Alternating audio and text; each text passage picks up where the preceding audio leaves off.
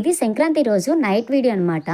And మేము టెంపుల్‌కి వెళ్ళేసరికి 9:30 అయింది. ప్రియాంష్‌ని తీసుకెళ్ళలేదు. ఎందుకంటే మంచు ఎక్కువగా ఉంటదని ప్రియాంష్ నిద్రపోయాక టెంపుల్‌కైతే వెళ్ళిపోయామనమాట.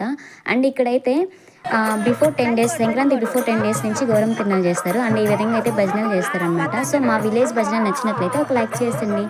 ఇంతే ఈ వీడియో. Bye bye.